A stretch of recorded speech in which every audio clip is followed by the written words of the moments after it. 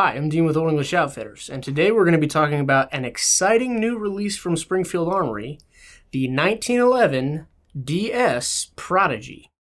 So full disclosure, this was sent to us by Springfield on a pre-release program. They sent it to us in a package, so we got the Prodigy itself. We're going to get to all that in a second. It came with a Surefire X300 Ultra, the A model, one of Springfield's Hex Dragonfly sights, 2 magazines, a 17-round magazine and a 20-round magazine. And we also got the Ronin Tactics battle belt, that nice rigid outer belt, has an inner belt liner, and this black point holster to accommodate the Prodigy. So let's talk about this gun. This is a 1911 DS. Now DS stands for double stack, and you might be thinking, a 1911 and 9mm, that's double stacked. Well, that's a 2011, isn't it? Well, apparently not. Springfield's very careful not to call this a 2011. It's a 1911 DS, double stack, the Prodigy. So this gun comes in 2 different versions, the 5-inch, what you see before you, and a slightly shorter 4.5-inch. So let's work bottom to top like we always do. Starting at the bottom, of course, we do have the magazines. Now, the ones that came with it, they are a 17-rounder and a 20-rounder. Very nice magazines. It looks like they're manufactured by Duramag. Very durable steel. We dropped them all over the hard gravel we have on the range. There's not a lot of marring on the base plates. The base plates are polymer. And the extended magazine is a full-length mag with a shroud. It's not an extension that's bolted on, which is nice. I've had better luck with just full-length magazines and the springs being a little bit more reliable. Nice tapered heads, tapering down to that single stack. The mags worked great. They functioned pretty flawlessly. After we broke it in, we did have 2 failure to feeds from the magazines just because this gun is so tight within the first 200 rounds. But after it was broken in, 0 reliability issues.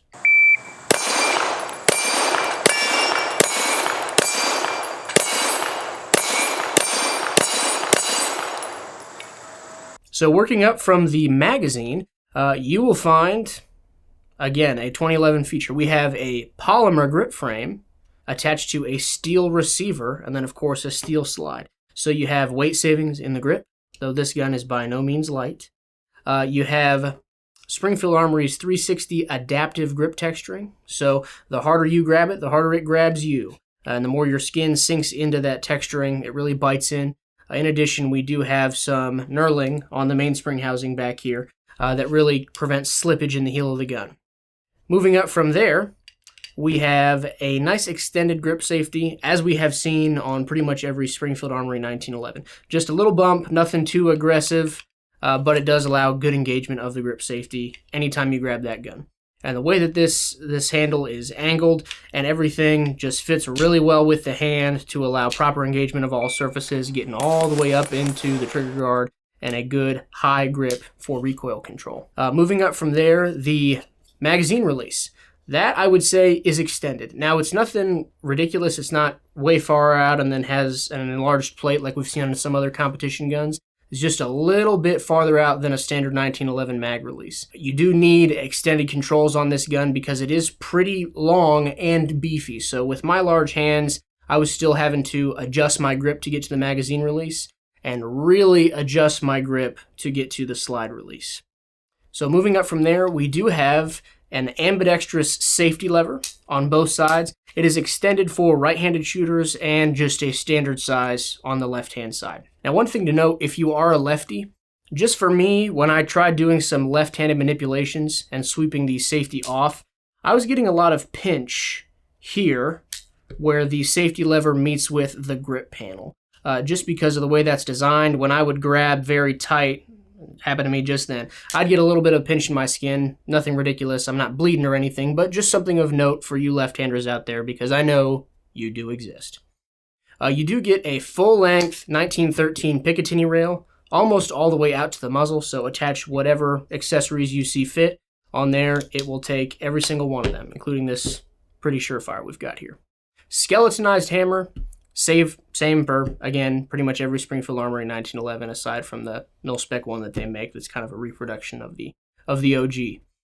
Moving up from there, let's talk about the Optic cut. So this is an optics ready platform. It's not direct milled. This takes Agency Arms AOS plates, one of the best adapter plate systems on the market.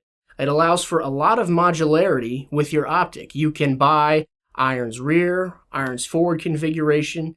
It did come with a cover plate that has an iron sight already drifted in. So if you look very closely, you can see the rear sight is maintained by the plate itself. It all comes off as one piece. So you don't have to constantly drift in and drift out a rear sight. You don't have to get suppressor height sights. It comes with them. Suppressor height, including a fiber optic front. And again, the rear cover plate comes with a rear sight already installed, and it is the same height as the one for the optic mount. So same sight picture regardless of whether you have the optic there or not. It does have very good, deep, aggressive forward and rear serrations. Very easy to manipulate in the forward position. Such a smooth gun. And then manipulating on the back, we have an optic mounted obviously, so not really getting much of the serrations. You're really grabbing more on the optic body. So the optic itself that came included with the Prodigy is the Hex Dragonfly. One thing I noticed about this one is I believe they have increased the refresh rate on the emitter, because I did not get the blinking that I have had on some of the other Hex sights. So good on Springfield. They're up in their game with their optics. It shot really great for us. There is one thing to note about the optic in an irons rear configuration. So for us, we got a lot of carbon blowback onto the front of the lens because you do have a loaded chamber indicator here, just a little window where you can see in and get a pop of brass or any color to see if there's something in the chamber, and gas just vents right out of that hole onto the front lens. So the more you shoot this, you are going to have to wipe it or something like that. Rain-X makes a solution. There's also Cat Crap as a lens cleaner to prevent it from getting fogged up or make carbon very easy to wipe away. Now, the barrel is a heavy barrel, bull barrel profile, match grade barrel with an 11-degree target ground. It was very accurate for us. Just doing our 10-round zero, we got a very tight group out of it, and that was without trying too hard. We didn't bench rest it or anything. That was freehand. It's a very, very accurate gun overall.